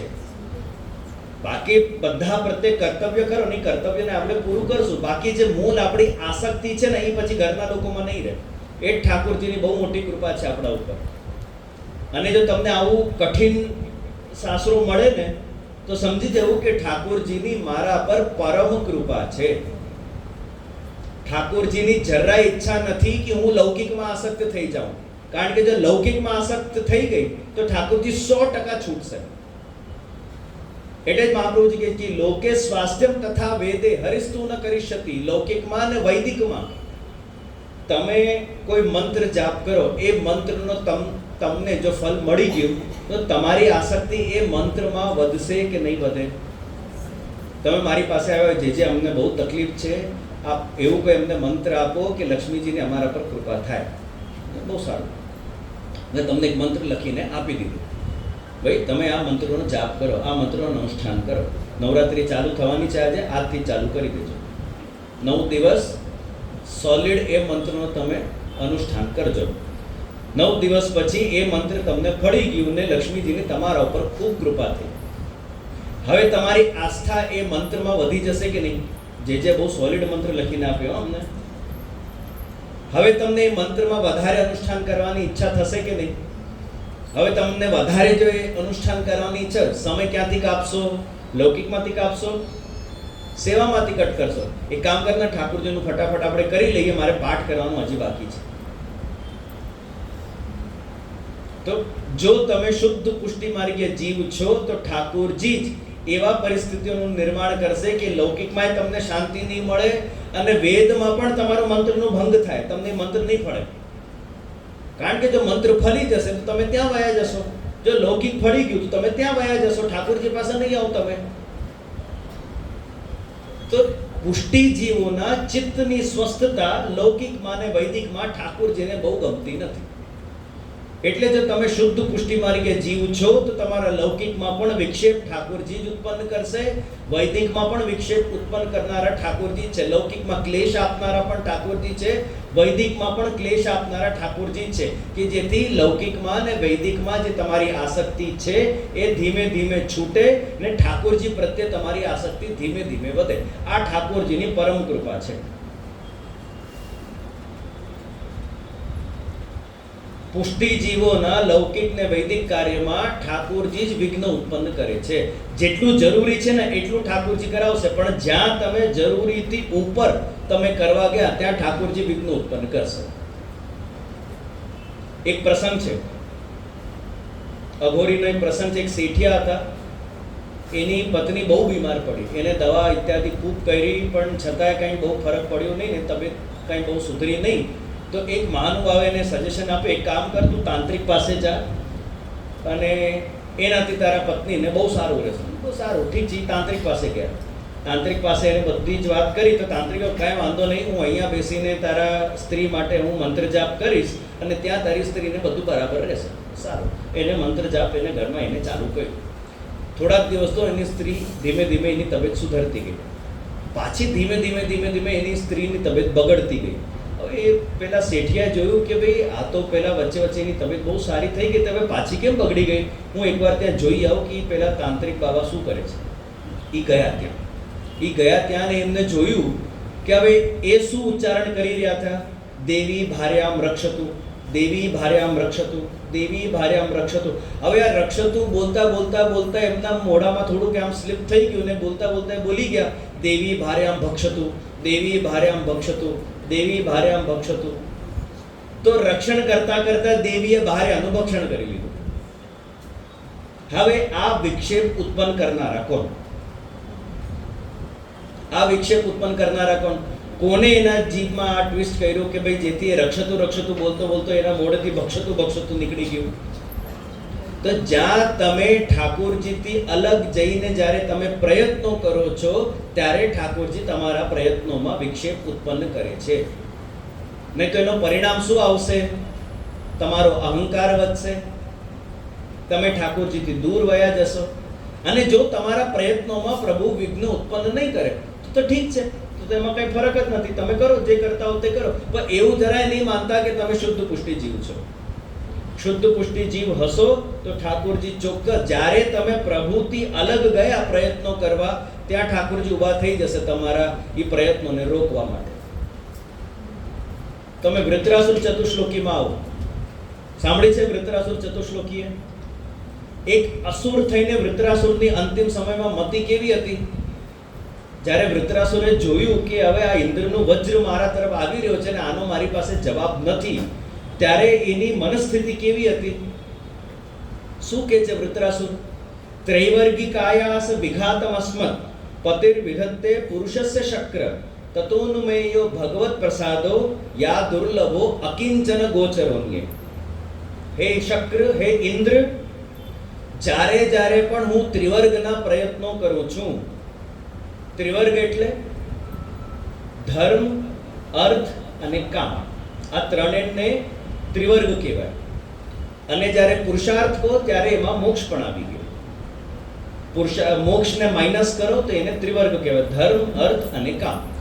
તો વૃત્રાસુર શું કહે છે અહીંયા? કે જ્યારે જ્યારે પણ હું આ ત્રિવર્ગના સાધનો કરું છું, હું કંઈ ધર્મનું કંઈ કરવા જાઉં, અર્થનું કંઈ કરવા જાઉં, કોઈ મારી કામનાની પૂર્તિ કરવા જાઉં, તો ત્યારે મારા ત્રિવર્ગમાં મારા પતિ જ વિક્ષેપ ઉત્પન્ન કરે છે. ત્રૈવર્ગિક આયાસ વિઘાતમ અસ્મત, વિઘાત એમાં વિક્ષેપ ઉત્પન્ન કરનારો કોણ છે? તો મારો પતિ જ છે.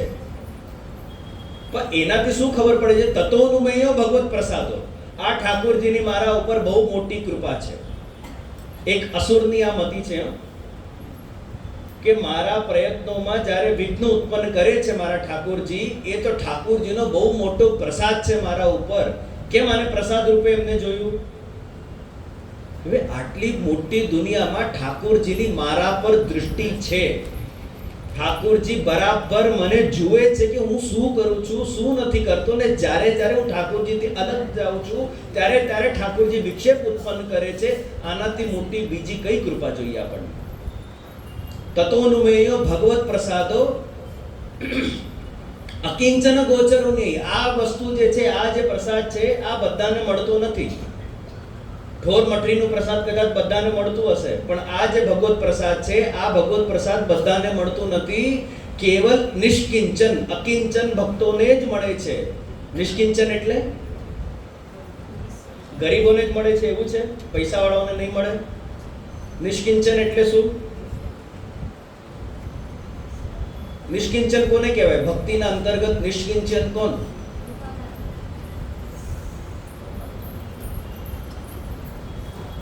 ભક્તિના સંદર્ભમાં નિષ્કિંચન એને કહેવાય જેની પાસે ભગવાન સિવાય કશું જ નથી. લૌકિક દૃષ્ટિથી ભલે એની પાસે ભાઈ કરોડો અબજો રૂપિયા હશે બેંકમાં, પણ ભાવ પક્ષમાં જ્યારે તમે જુઓ, જ્યારે એ જીવને તમે જુઓ, ત્યારે જીવને જોઈને ખબર પડે છે કે આની પાસે ભગવાન સિવાય બીજું કશું જ નથી. એવા જીવ, એવા બધા જીવ નિષ્કિંચન. અને એના જીવનમાં જ્યારે જે કંઈ પણ ઘટે છે ને, એ એક જ દૃષ્ટિ રાખે છે કે આ મારા ઠાકોરજીએ જ કહ્યું. મારી સાથે કંઈક સારું થયું તો પણ ઠાકોરજી કૃપાથી થયું, મારી સાથે કંઈક ખોટું થયું તો પણ ઠાકોરજીની કૃપા જ છે. આ ઠાકોરજીની ઈચ્છાથી જ મારા જીવનમાં બધું ઘટી રહ્યું છે. જો પ્રભુ ઈચ્છાથી ઘટી રહ્યો તો પછી મારે ટેન્શન લેવાની શું જરૂર છે? મારે શું કામ માથાકૂટ કરવાની જરૂર છે? મારે શું કામ દોડડાય બનવાની જરૂર છે? અને આ અત્યંત દુર્લભ છે. આ જે ફલ છે, આ જે ભગવત પ્રસાદ છે, યા અકિંચન, યા દુર્લભો અકિંચન ગોચરોની, અત્યંત દુર્લભ પ્રસાદ છે. ઠાકોરજી બધાને નથી આપતા. આવા નિષ્કિંચન ભક્તોને જ આ પ્રસાદ મળે છે, બધાને મળતો નથી. એટલે જ અહીંયા શ્રી હરિરાયજી કહેવા માંગે છે કે તમારા જીવનમાં જે કંઈ પણ સંજોગ ઉત્પન્ન થાય, સારા હોય કે ખોટા હોય, સંજોગો ઉપર દૃષ્ટિ નહીં રાખો, ઠાकुरજી ઉપર દૃષ્ટિ રાખો कि करनारा कौन। तेरी महफिल से कोई गैर उठाता क्या मजाल है, तेरी महफिल से कोई गैर उठाता क्या मजाल है, लेकिन मैं देख रहा था इशारा तेरा ही था। भाई तारा महफिल माथी कोई मने गेट आउट करे कोनी ताकत छे। जो विपुल भाई अहींया कहे कि विशाल बाबाना प्रवचन में मने कोई बहार काढे कोनी ताकत छे अहींया दाणुमां। પણ જો વિશાલ બાબા જ કહેતો कि તમે બહાર ઉભા રહો, लेकिन मैं देख रहा था इशारा तेरा ही था। भक्तों के जीवन में जब भी शुभ अशुभ, मंगल अमंगल, राहु केतु, ये सब जब भी आपको नड़े, तब आपके मन में यही भावना होनी चाहिए कि इशारा तेरा ही था।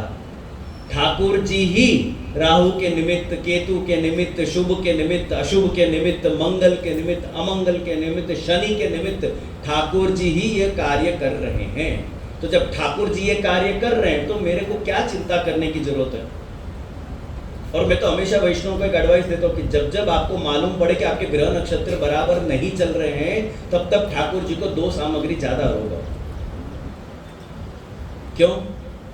क्योंकि जितने भी ग्रह नक्षत्र हैं वो ठाकुर जी के मुखारविंद में विराजमान हैं। रिंगण लीला का प्रसंग याद करो, यमुना अर्जुन का मृतिका भक्षण का प्रसंग याद करो। ठाकुर जी ने अपने मुखारविंद में पूरे ब्रह्मांड के दर्शन करा दिए यशोदा जी को, तो उसमें तारामंडल भी आ गया। अरे उसमें तो यशोदा जी भी स्वयं आ गए, वो खुद ही को खुद वहां पे देख के चकरा गए कि आ कोण मारा घरे આવી ગયું છે, આ કોઈ મારો બાલક નથી।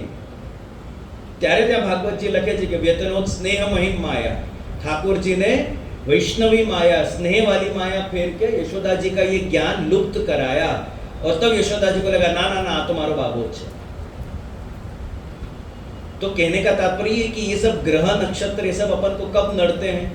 जब ठाकुर जी का ही इशारा हो, जब ठाकुर जी चाहते हैं कि ये नड़े तब अपने को नड़ते हैं। ग्रह नक्षत्र का स्वतंत्र सामर्थ्य नहीं है कि भक्तों के जीवन में जाके नड़े। मैं आपको मेरे जीवन का एक प्रसंग बताता हूँ। हम लोग एक बार औरंगाबाद जा रहे थे और वहां से हमको जाना था फिर नासिक। तो औरंगाबाद जाते समय सुबह सुबह का टाइम था, मनमाड़ स्टेशन आया था और वहां पे हमारा सामान चोरी हो गया था। और नासिक में हमको अटेंड करनी थी एक सगाई। तो हमारा व्यवहार, हमारे कपड़े, हमारा जोखम सब उस एक बैग में था, वो बैग हो गया चोरी। अब हम औरंगाबाद स्टेशन में ठाले ठूले खड़े। उस टाइम पे मैं आपको बताता हूँ, सोना 3000 रुपया था ग्राम। तब मैंने 30 ग्राम की एक चेन खरीदी थी, पैसा जोड़ जोड़ के 30 ग्राम की एक चेन खरीदी थी। तो मेरे पास जो भी रुपया था उससे मैंने वो चेन ले ली थी। और हमने नए मोबाइल खरीदे थे। तब मैंने एक नया फ़ोन खरीदा था, बहूजी ने एक नया फ़ोन खरीदा था, हमने नया फ़ोन खरीदा था, चेन। तो हमारे पास टेक्निकली अगर मैं बोलूँ तो हमारे पास जो कुछ भी जमा पूंजी थी उस टाइम पे हमने खर्च कर दी। तब बेटी जी थे नहीं, जवानी का जोश था, हमने पूरा खर्च किया, फिर से कमा लेंगे पर एक बार का तो अपन अपने शौक मौज पूरे कर ले। मैंने चेन खरीदी, फ़ोन लिया, बहूजी ने भी फ़ोन लिया, और ये हो गए चोरी ट्रेन में। अब मेरे को उस टाइम पे क्या बुद्धि रखनी चाहिए? अरे हूँ वल्लभकुल, हूँ ठाकुर जी नो भक्त, हूँ आटली सेवा करूँ ने मारा त्या आटली मोटी चोरी थई गई। ये बुद्धि मेरे को रखनी चाहिए। ठाकुर जी की इतनी कृपा है। मैं उस टाइम पे हमको, हमारे बड़ों ने, हमको दुख तो बहुत हुआ, क्योंकि टेक्निकली हुआ क्या कि हमारा नेटवर्थ 0 हो गया था। लिटरली हम लोग 0 पे खड़े थे, क्योंकि कुछ नहीं था हमारे पास। जो कुछ भी था वो चेन में, फोन में और उन सब में डाल दिया, तो सब कुछ चला गया। तो टेक्निकली हम वापस 0 पे आ गए थे। तो हमको उस टाइम पे हमारे बड़ों ने समझाया कि भाई ठाकुर जी कृपा है कि तुम लोगों को कुछ नहीं हुआ। तुम लोगों को कुछ हो जाता, उसमें जो ये सब चीजें खर्च हो जाती, इतने रुपए खर्च हो जाते अगर, उससे तो बाहरी बार ये सब चीज निकल गया। ठाकुर जी कृपा है। और ठाकुर जी की सही में इतनी बड़ी कृपा है कि वो जो घाटा हमको हुआ, वो घाटे से हम कब उभर के आज वापस यहाँ पे हैं, हमको पता ही नहीं चला। ठाकुर जी ने इस बात का कभी हमको अनुभव नहीं करने दिया कि अरे यार उस टाइम पे मेरी चोरी नहीं हुई होती ना तो आज मेरा ये काम नहीं अटकता। इस बात का हमको एक बार भी अनुभव नहीं हुआ। तब कृतो उत्तमत्व ना, ठाकुर जी की हर एक कृति में उत्तम भाव रखो कि ठाकुर जी ने कुछ अच्छा ही विचार के ये किया होगा, या कुछ बड़ा भारी मेरे साथ हो सकता था पर ठाकुर जी ने उसको छोटे में निपटा दिया। तत्कृतौ उत्तमत्वज्ञा पुष्टि मार्गस्य कथ्यते। इसलिए अपने जीवन में जब भी अच्छे बुरे संजोग आए, संजोगों पे दृष्टि रखे बिना ठाकुर जी पे दृष्टि रखो कि करने वाले कौन हैं। और अपने जीवन में होते अच्छे बुरे हर एक प्रसंग में यही भावना रखो कि ये ठाकुर जी की लीला है। ठाकुर जी की लीला के रूप में उसको स्वीकारो, अच्छे बुरे के रूप में उसको नहीं स्वीकारो। यही शुद्ध पुष्टि मार्ग का लक्षण है। और इसी के साथ मेरा 5वां श्लोक और आज का अपना समय यहीं पे पूरा होता है। मैं थोड़ी बहुत औपचारिकताएं हैं, वो औपचारिकताओं को पूरा करना है। ठाकुर जी का भी समय लगभग हो रहा है। फिर अगला श्लोक लूंगा तो वो पूरा होगा नहीं, फिर वो 7:30 8 बज जाएगी, फिर आप लोग ढक्कन खुलने की राह देखोगे।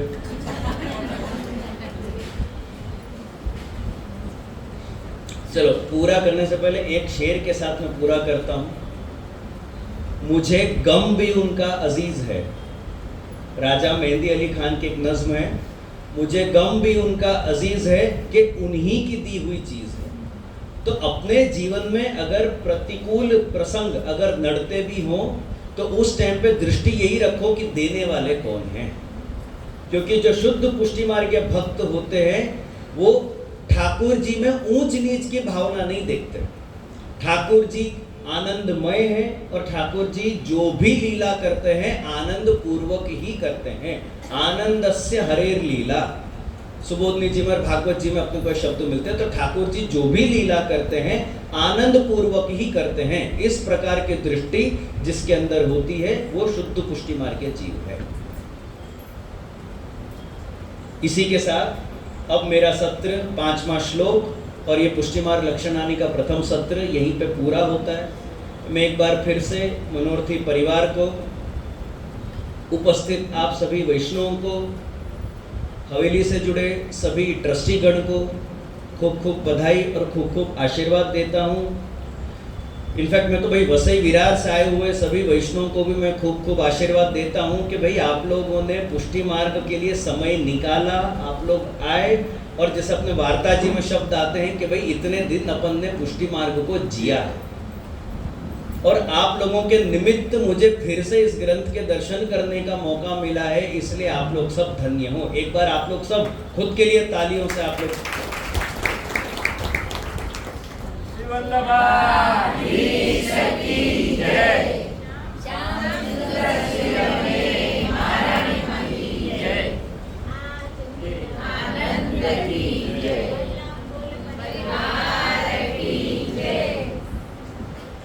मेरे शिक्षा गुरु बड़ौदा में आप श्री विराजते थे नित्य लीलास्त पूज्यपाद 108 श्री चंद्रगोपाल जी महाराज श्री,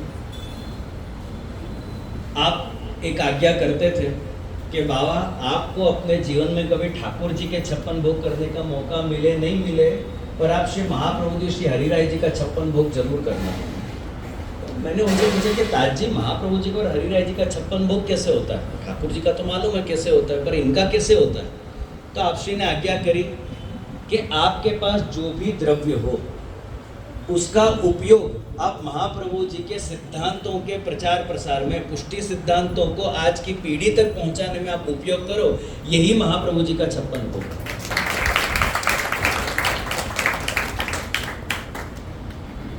कोई भी 56 भोग मनोरथियों के बिना पूरा नहीं होता, चाहे वो ठाकुर जी का हो कि चाहे महाप्रभु जी का हो। और मुझे तो, मैं अपने आप को भाग्यशाली समझूंगा कि मुझे इस 56 भोग में शामिल होने का मौका मिला। जितने भी अपने मनोरथी परिवार हैं, सहयोगी वैष्णव हैं, हवेली से जुड़े ट्रस्टीगण हैं, उपस्थित सभी वैष्णव हैं, आप सबके बिना ये महाप्रभु जी का, श्री हरिराय जी का ये त्रिदिवसीय 56 भोग ये संभव नहीं हो पाता। और पुष्टि मार्ग में है ना एक प्राचीन परंपरा है मनोरथियों को उपरना ओढ़ाने की। पर उपरना ओढ़ाने से पहले मैं 2-3 बातें क्लियर करना चाहता हूँ कि उपरना व्यक्ति को देख के नहीं उड़ाया जाता। अपने यहाँ जो उपरना उड़ाने का क्रम है ये किसी व्यक्ति को देख के नहीं उड़ाया जाता या उसके स्टेटस को देख के नहीं उड़ाया जाता, उनकी सेवा भावना को देख के उड़ाया जाता है। उनने मार्ग की जो सेवा करी उसको देख के उड़ाया जाता है, महाप्रभु जी की जो सेवा करी उसको देख के उड़ाया जाता है, वैष्णवों की जो सेवा करी उसको देख के उड़ाया जाता है, वल्लभ कुल की जो उनने सेवा करी उसको देख के उड़ाया जाता है। और इसलिए भी उठाया जाता है कि उनको देख के दूसरे वैष्णव को भी प्रेरणा मिले कि हम भी इस प्रकार से मार्ग की सेवा करें, हम भी इस प्रकार से श्री महाप्रभु जी की सेवा करें। इसलिए उपरना ओढ़ाने का क्रम अपने आप प्राचीन समय से है। पर साथ ही साथ उपरना ओढ़ने वाले प्रत्येक जीव की, प्रत्येक वैष्णव की ये जवाबदारी बनती है कि उपरना ओढ़ने से अपन को अहंकार उत्पन्न नहीं हो। ये प्रत्येक की जवाबदारी है कि अब ऐसा नहीं कि उपरना ओढ़ने के बाद अपनी 40 इंच की छाती 56 इंच की हो जाए, नहीं तो फिर वैष्णव समाज को उपरना ओढ़ने का गलत मैसेज जाएगा कि भाई ये तो उपरना ओढ़ने के बाद ये तो बहुत अहंकारी हो गए करके। नहीं, प्रत्येक जीव की ये जवाबदारी बनती है कि वो उतनी ही दीनता रखे उपरना ओढ़ने के बाद भी जितनी उसने पहले, इनफैक्ट उससे ज़्यादा उसको अब दीनता रखनी चाहिए। तो बाकी विशेष में कुछ और नहीं कहते हुए, आप लोगों से विदाई लेते हुए अंत में बस इतना ही कहूँगा कि इसी प्रकार से श्री महाप्रभु जी, श्री हरिराय जी के माध्यम से अपन मिलते रहें, उनकी वाणी एक दूसरे को सुनते और सुनाते रहें, अपनी रति मति और गति ठाकुर जी के, श्री महाप्रभु जी के युगल चरणारविंद में रहे, इसी शुभेच्छा से मैं अपने वक्तव्य को यहीं पे विराम देता हूँ।